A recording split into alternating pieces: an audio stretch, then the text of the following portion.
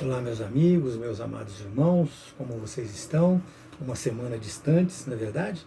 Hoje nós estamos aqui para prosseguirmos as nossas aulas da Escola Bíblica Dominical. Nós estaremos falando hoje da lição número 3, que é exatamente sobre a natureza da igreja, meus amados. E nós veremos isso, essa leitura será feita ali em 1 Coríntios 12, no versículo de 12 a 27. Ali, esse texto, meus amados irmãos, ele nos fala sobre o corpo de Cristo. E é isso que nós vamos verificar hoje, isso que nós vamos ver, nós vamos aprender um pouco sobre isso. E assim nós veremos de que forma nós podemos identificar a igreja verdadeira. E afinal de contas, existem algumas questões também. Existe aquela igreja visível, existe a igreja invisível. Você sabe por acaso a diferença entre denominação e igreja? Seria isto um assunto importante para os dias de hoje? É isso que nós veremos na nossa aula de hoje. O primeiro assunto neste tópico vai falar sobre a dimensão confessional da igreja, toda a dimensão confessional da igreja. E nós estaremos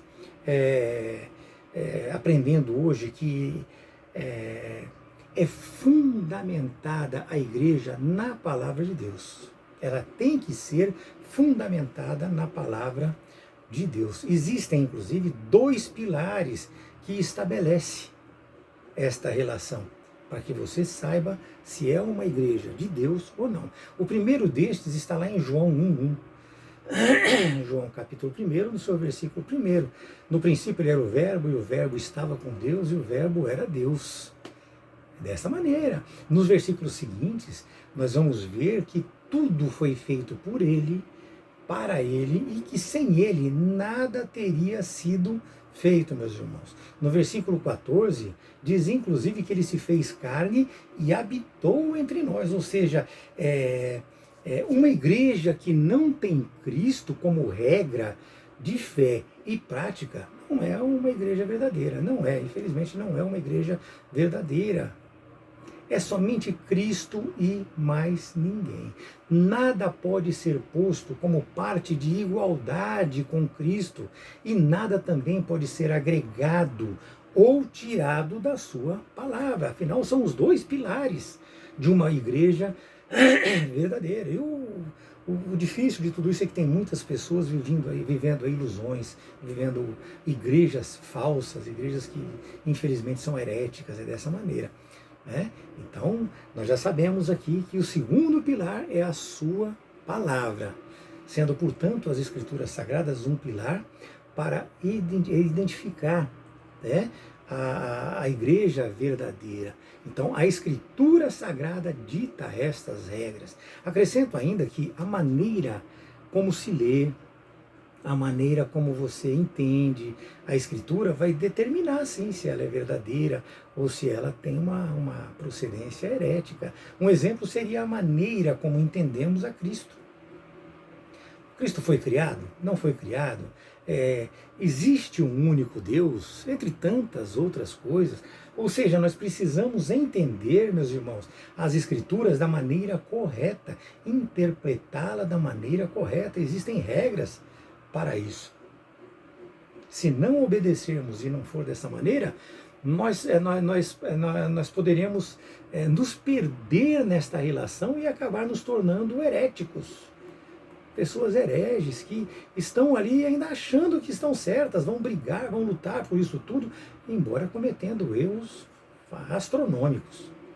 Então, o segundo tópico desta lição fala sobre a igreja ser habitada pelo Espírito Santo.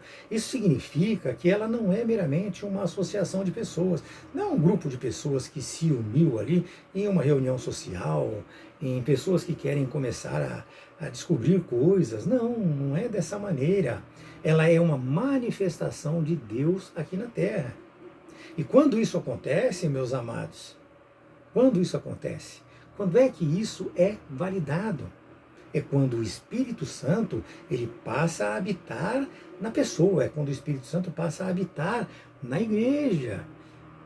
É quando ele começa a falar através dela, portanto é o habitar do Espírito Santo em nós, igreja, e nas igrejas. É dessa maneira, isso significa que ele dirige a nossa vida, isso significa que ele é que dá o norte para o nosso comportamento, para as nossas decisões, para as nossas atitudes.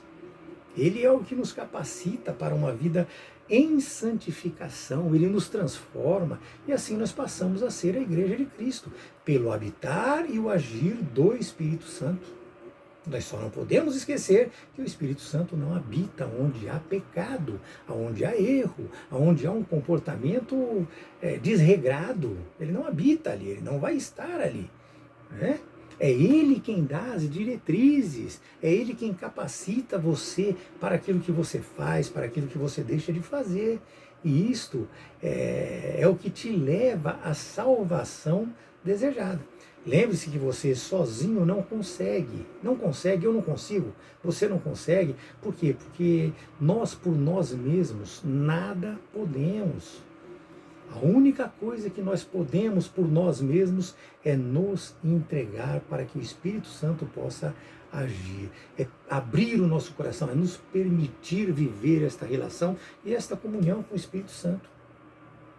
Lembre-se, meus amados, sempre que nós não podemos de maneira nenhuma atribuir a um homem uma atividade exclusiva de Deus. Portanto, ser habitado pelo Espírito é buscar nele a capacitação para todas as coisas. Sozinho, nós somos incapazes de fazer qualquer coisa, inclusive respirar. Sem Deus, nós não estaríamos respirando. É dessa maneira. E o primeiro trabalho que ele faz em nós, aprendam isso, o primeiro trabalho que ele faz em nós, no momento que nós tomamos aquela decisão de nos batizarmos, é nos convencer do pecado, da justiça e do juízo. E isso vem sendo trabalhado na nossa vida durante o tempo que nós estivermos aqui nessa terra. Ele vai nos convencer cada vez mais do pecado, da justiça e do juízo. Isto não vem de nós. Não vem de nós vai a entrega, a busca, vem apenas através do Espírito Santo. E é isso que caracteriza a verdadeira igreja. É o reconhecimento total de dependência do Espírito Santo. É isso e apenas isso. O terceiro tópico desta lição fala de quem vai fazer parte da igreja, quem é que faz parte dessa igreja. Esse é o terceiro tópico. E essa pessoa que faz parte da igreja, ele é capacitada pelo Espírito Santo, então ela anda no Espírito. Então nós sabemos que faz parte da igreja a pessoa que aceitou, se entregou, buscou, e hoje ela está capacitada pelo Espírito Santo. E ela anda no Espírito, ou seja, ela pecador nós vamos ser sempre, mas nós vamos estar sempre evitando o pecado, lutando contra ele, resistindo. Este andar agora nosso não se baseia mais nas minhas intuições, não se baseia mais nos meus pensamentos, nos meus desejos, nas minhas vontades. Nós passamos assim a ser guiados por quem está dentro de nós, e se o Espírito Santo faz habitação dentro de nós, é Ele quem direciona a nossa vida, é Ele que nos orienta, e essa orientação é sempre de acordo com a palavra de Deus, meus amados. Por isso nós devemos conhecer a palavra de Deus, é por isso que nós devemos aprender e entender de fato as Escrituras. É por isso que nós estamos aqui hoje participando dessas aulas, aprendendo sobre isso, aprendendo o que quer dizer a Escritura Sagrada. Não é você ler e achar, é você ler e estudar para poder aprender. É o que eu fiz, é o que você faz, é o que eu faço, é o que nós fazemos. É dessa maneira. Meus irmãos, quem vive no embalo uns dos outros, fatalmente vai cair da balança. Vai cair da balança. Quem vive de embalo vai cair da balança. Nós precisamos ser como os bereanos. Eles confrontam o que ouvem com as Escrituras Sagradas. o pastor falou, o pregador falou, anota, depois chegar lá na Bíblia vai dar uma lida. Eu preciso aprender, eu preciso estar verdadeiramente ligado com Cristo. De repente o pastor está no mau dia, falou alguma coisa que não corresponde à palavra de Deus, errou, involuntariamente, voluntariamente, mas errou, falou alguma coisa que não se deve. Nós temos aí falsos profetas, de repente ele fala um monte de coisa só para agradar seu ego, você vai lá confronta com a palavra de Deus e fala, não é bem assim, é desta maneira. Então nós temos que ser como os bereanos, nós devemos ouvir e confrontar aquilo que nós ouvimos com as Escrituras. Só assim, meus amados, nós estaremos andando de acordo com aquilo que nos pede o Senhor, sem dúvida nenhuma, sem dúvida nenhuma. E assim, nós jamais estaremos sozinhos. O nosso andar será uma ação, será uma resposta à ação do Espírito Santo em nós, a Igreja de Cristo. E aonde nós estivermos, Ele estará conosco, Ele está dentro de nós. Isso significa, meus amados, regeneração. Isso significa ser uma nova criatura. Meu amado, nós precisamos entender uma coisa. Ele, quando te chama, quando Ele vem e apresenta o despertar para você, Ele chama você da maneira como você está. Não importa seus erros, não importa os seus pecados anteriores. Só que a partir do momento que você teve um encontro com Deus, que você descobriu Deus, Ele vai exigir de você uma novidade de vida. Você tem que mudar, você tem que sair lá dos frutos da carne e passar aos frutos do Espírito, como nós falamos sempre em Gálatas. Sobre Gálatas. Esta é a transformação, esta é a busca pela santificação que nós precisamos. É assim que funcionam as coisas. Isso tem que ser voluntário, isso tem que ser de bom grado, de bom coração. É você fazendo porque você quer. Ele não exige nada de você. Você tem liberdade. Você é livre, você tem liberdade. Você tem que fazer isso por amor. Você tem que fazer isso por comunhão. Por amor próprio, inclusive, porque se você se ama, você quer se salvar. Se você se ama, você quer ser resgatado. Você quer viver uma vida diante de Deus. Uma vida onde você vai aprender a respeitar, a amar, a cuidar, a zelar pelo próximo. É desta maneira. Se nós não amarmos o nosso próximo que nós estamos vendo, como é que nós podemos dizer que nós amamos a Deus, meus amados? Despertem para estas coisas. Despertem para essas coisas. Nós chegamos aqui no segundo assunto agora, que vai falar sobre a natureza da igreja nas suas dimensões local e universal. Ok? Então, nós precisamos entender, meus amados, que existe uma igreja invisível. Sim, é aquela igreja que com os olhos humanos nós não vemos. Nós não vemos. Ela está em todos os lugares. Vejam que existem igrejas no seu bairro. Essas você vê. Nestas tem pessoas que pertencem à igreja verdadeira, mas também existem pessoas lá dentro que não fazem parte da igreja verdadeira. É o fato do joio estar junto com o trigo, como nós falamos sempre. Portanto, existe aquela igreja invisível, onde nós não poderemos sequer identificar quem faz parte dela ou não. Nós não poderemos identificar quem está em Cristo ou não. Nós poderemos ter noção, porque ao estarmos numa igreja local, nós vemos as pessoas, nós sentimos as pessoas, então nós percebemos. Mas perceber não é você ter certeza, perceber é achar. E o achar te leva a conviver obrigatoriamente. Você tem que estar ali, porque você não sabe, você não tem certeza. Somente Deus tem certeza de todas as coisas. Então nós podemos sentir, sim, nós podemos perceber a ação da igreja verdadeira dentro da igreja pelo poder do Espírito Santo. Cometerá erros? Cometerá, mas serão uns erros mínimos, algumas coisas controláveis, algumas coisas. Ela se perdeu naquele momento, ela fez uma coisa naquele, mas nós percebemos a qualidade da pessoa, nós percebemos que a pessoa ela vive uma vida em Cristo Jesus. Mas existe também a igreja que eu vejo. Nós estamos agora entrando num assunto diferente, que parece ser igual, mas é diferente. Então existe também aquela igreja que eu vivo e que eu identifico ali pessoas. Essas igrejas, elas são localizadas em lugares. Em lugares. E nós vemos que cada igreja tem a sua particularidade.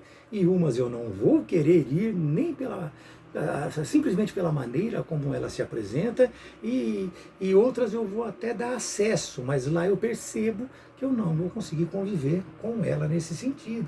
Então, existe essa distinção também. E aí nós acabamos, por fim, entrando nesse segundo tópico, deste segundo assunto. Nós não podemos perder o controle disso, segundo tópico, do segundo assunto, ou seja, as particularidades das igrejas locais. Cada igreja local tem a sua particularidade. Ela tem virtudes e tem desvirtudes. E vale aqui salientar que as virtudes dessas igrejas podem não ser as mesmas. Entenda, portanto, meus irmãos, que as igrejas locais, elas são diferentes umas das outras. Como eu falei, tem umas que você não quer nem chegar perto por coisas que você viu, por coisas que você viu ali. Mas nós precisamos prestar muita atenção. Em algumas igrejas, nós vemos que acabou o culto, existe ali uma interação pessoal. Já em outras não tem essa interação pessoal. Em outro bairro nós podemos ver que existe um socorro financeiro para alguns irmãos. É claro que aí existe uma dependência da condição financeira de cada igreja, de cada pessoa, de cada ser humano. São virtudes diferentes. E vivemos também isso individualmente em nós. Cada ser humano é um ser diferente do outro. Alguns ajudam outros, alguns aconselham, outros socorrem, mas a verdadeira igreja, ela tem que ter em si a maior virtude de todas, meus amados, a maior virtude de todas, que é prezar pela palavra de Deus.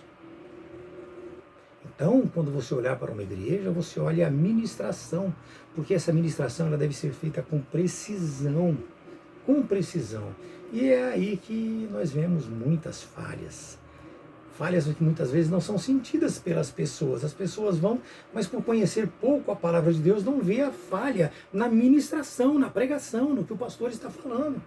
E é aí, justamente aí, que nós temos que ver as falhas e ver se é uma igreja verdadeira ou não, porque pessoas lá dentro vão estar tanto salvos quanto os não salvos, vão estar tanto o joio como o trigo, é desta forma, e nós não temos capacidade nem competência para adivinhar quem está salvo e quem não está salvo. Nós temos que conviver. A separação, o julgamento, a justiça, ela é feita por Deus. É só Ele que pode dizer isso. Não estou tirando de você a sua inteligência. Você consegue perceber as coisas.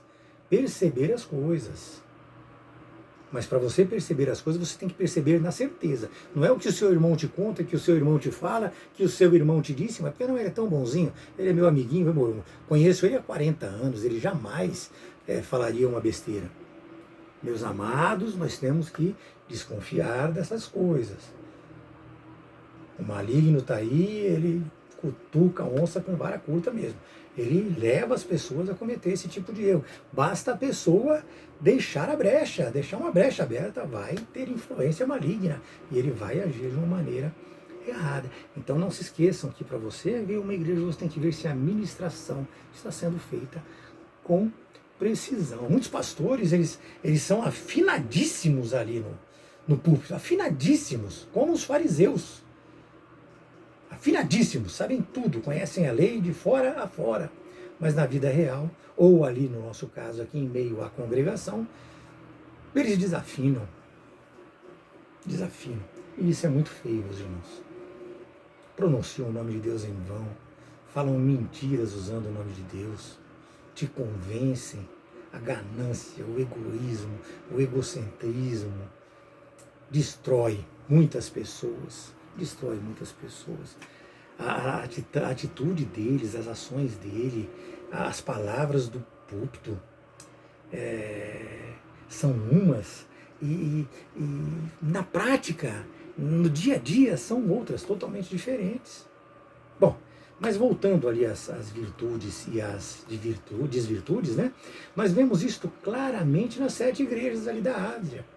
Lá em Apocalipse 2, cada uma tinha uma particularidade diferente.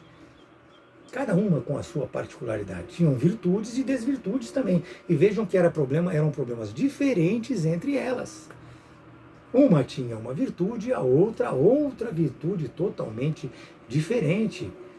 Uma tinha uma desvirtude, a outra desvirtude. Então é através dessas particularidades, meus amados, que nós temos que, olhando para a palavra de Deus, transformar as desvirtudes em virtudes.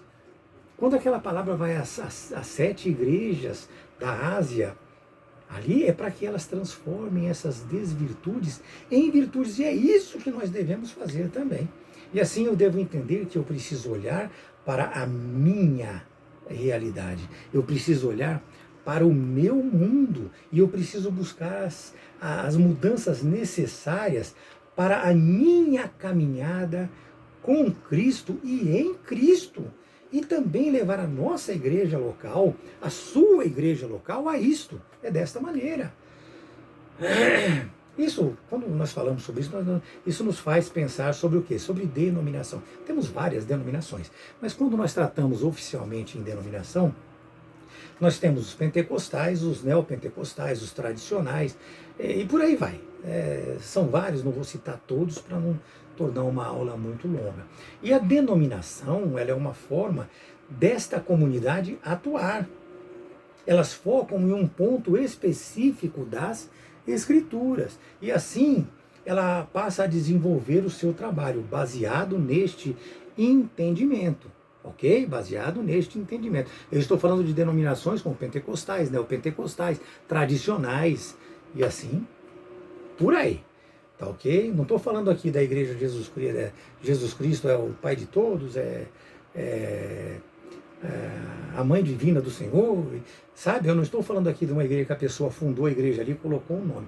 Eu estou falando de teologia, estou falando de estudo das Escrituras.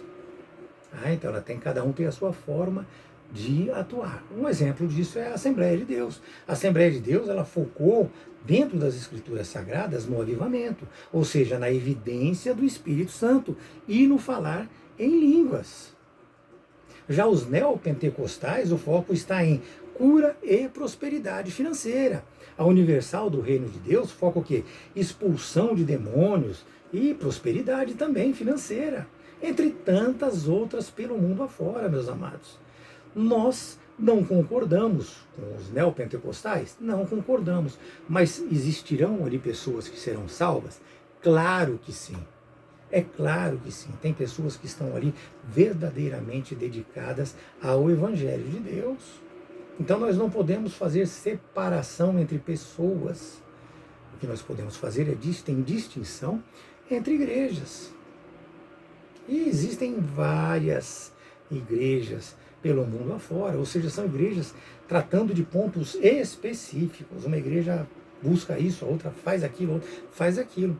Vejam um exemplo muito claro que eu posso trazer para vocês, são as igrejas tradicionais. Elas estão muito mais voltadas para analisar as Sagradas Escrituras, estudar as Sagradas Escrituras e viver dessa maneira. O que na verdade deveria ser o ponto fundamental de todas. Nós, da Assembleia de Deus, nós hoje já estamos fazendo isso. Nós focamos, sim, no avivamento, no Espírito Santo, no despertar do Espírito Santo, no falar em línguas, mas hoje nós estamos muito dedicados ao estudo da palavra. Isto é fundamental, meus amados.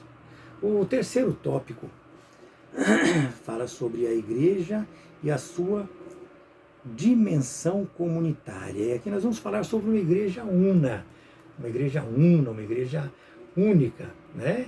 E neste terceiro assunto, essa dimensão da igreja, sobre a dimensão da igreja, nós vamos precisar entender uma coisa, que a igreja invisível,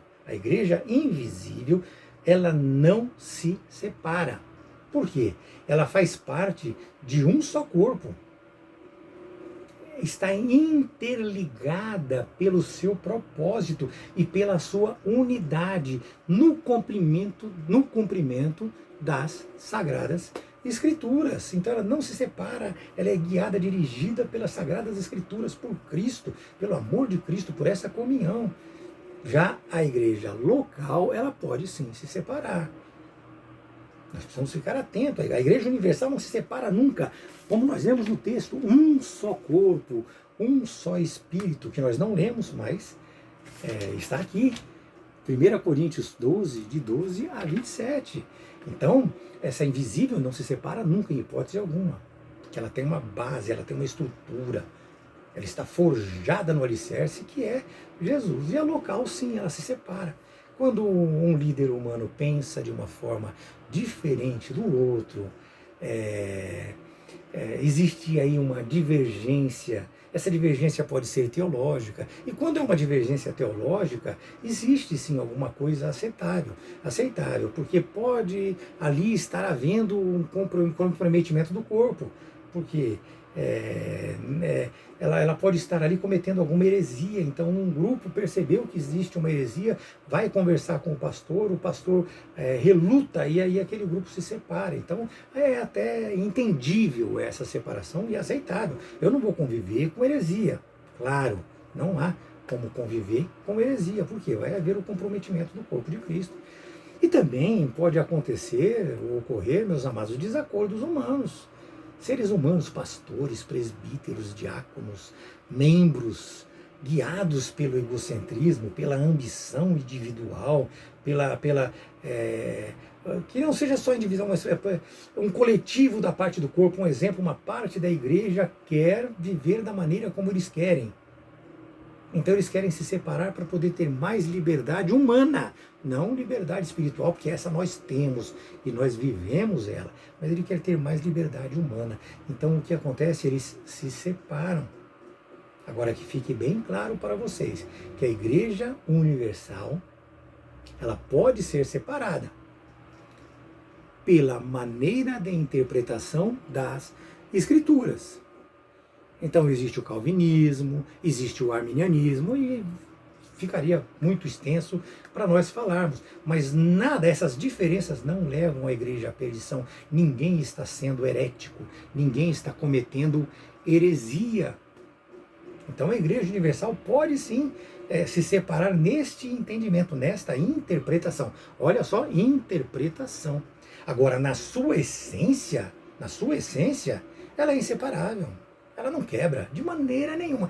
Não se tira uma igreja que está baseada na essência do Evangelho do grupo daqueles que serão salvos. Mas ela tem que estar baseada na essência do Evangelho. Nós, individualmente, como seres humanos, nós temos que ter a base da essência do Evangelho dentro de nós. Nós temos que viver em espírito, nós temos que ser aquilo que a palavra de Deus manda que nós sejamos, meus amados. Nós não podemos, em hipótese alguma, confundir interpretação com uma interpretação teológica, com um pensar diferente, um olhar diferente, porque pensar e olhar diferente pode ser um olhar herético, um olhar ganancioso, um olhar destrutivo e enganador. Portanto, a Igreja de Cristo, a verdadeira Igreja de Cristo, a Igreja invisível, ela é indivisível, meus irmãos.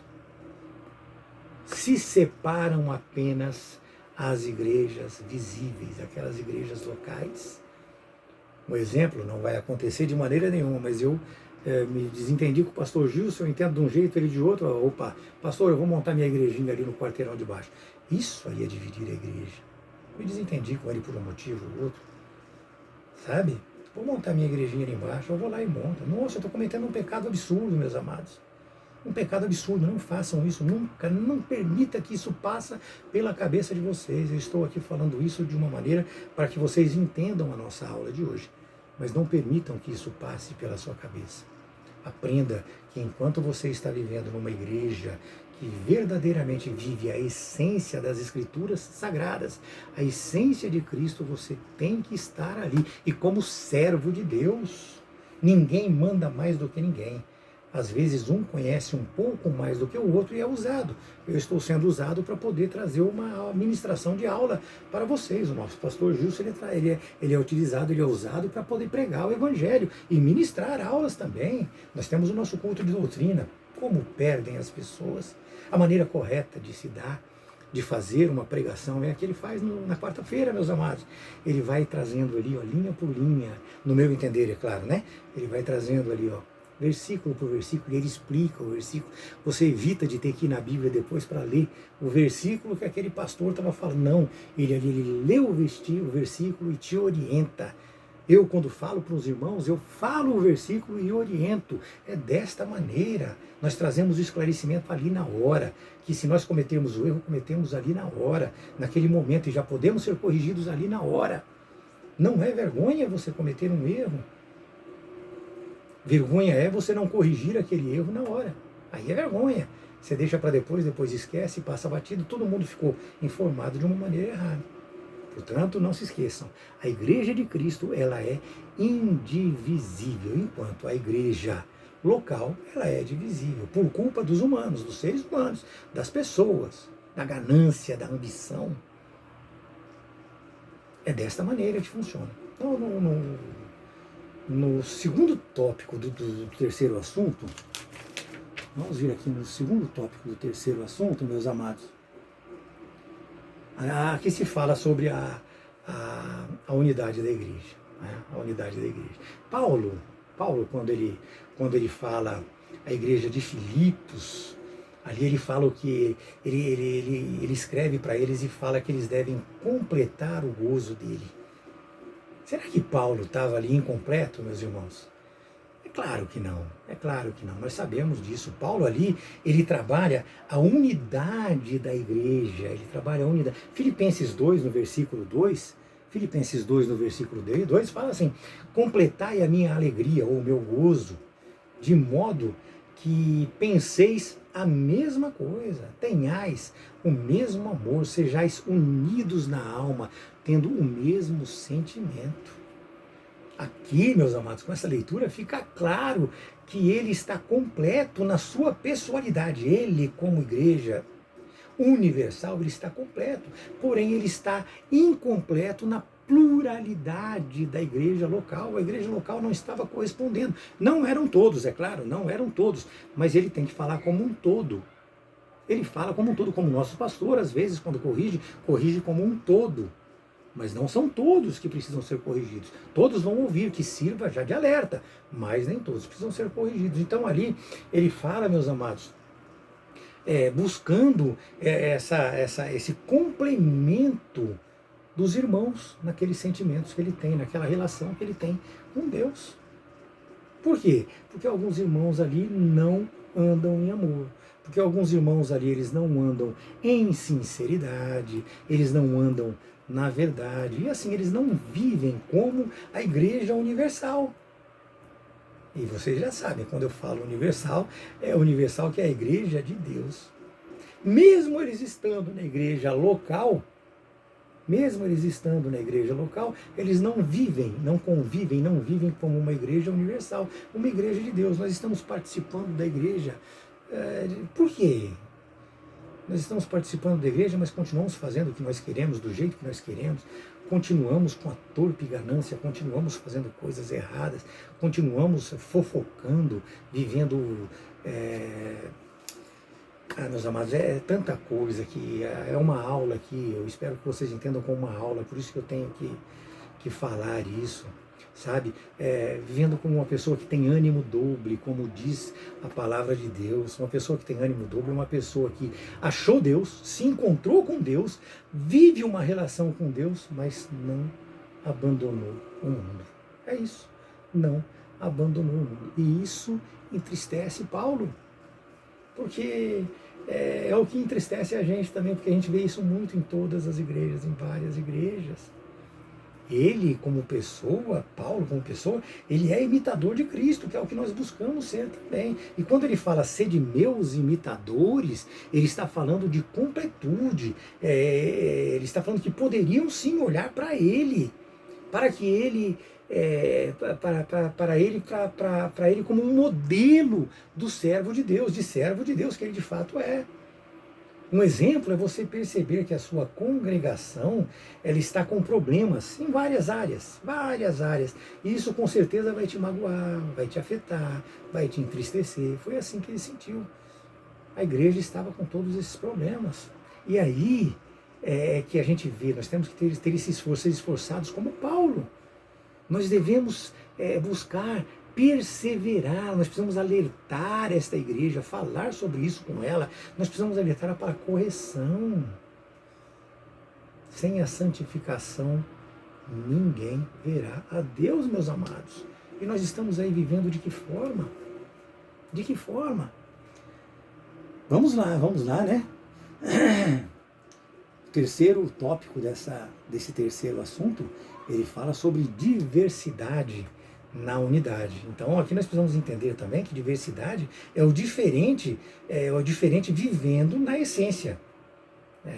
É a unidade, é o igual, o uniforme. Então nós devemos entender que nós podemos ser diferentes uns dos outros, mas a nossa essência, ela tem que ser a mesma. Cada igreja tem a sua maneira de adorar. Mas essas diferenças não podem impedir de maneira nenhuma a nossa unidade. Eu tenho o meu jeito de ser, eu vivi coisas na vida, você viveram outras, então nós somos diferentes, mas nós temos que ser diferentes, mas nos unir, nós temos que juntos viver a essência de Deus dentro das nossas diferenças. A igreja também, cada igreja ela tem a sua maneira de adorar. Essas diferenças não podem impedir a nossa unidade, a nossa comunhão, e nem fugir das escrituras sagradas. Então, se eu vejo uma igreja fugindo das escrituras, eu me separo dela. Mas se eu vejo uma igreja diferente, com costumes diferentes, mas que é uma igreja de Deus, eu não posso entender ela como sendo uma igreja separada. É diferente. É diferente. É viver unido na mesma forma. Roupa, jeito de se comportar, alguns costumes, eles são diferentes. Pode ver televisão, não pode ver televisão. Vou dar um exemplo bem básico que todos conhecem aqui. A Congregação Cristã do Brasil, me permitam falar dela, mas eu falo com honra e não com desdenho, com muita honra. Lá eles se sentam, homens com homens, mulheres com mulheres, mulheres com véu na cabeça. Esta diversidade, meus amados, não atrapalha de maneira nenhuma a nossa unidade. O que nos faz pertencer a um mesmo grupo. Não é a forma, meus amados, entendam isso, mas é a essência. E é por isso que a igreja é a multiforme sabedoria de Deus.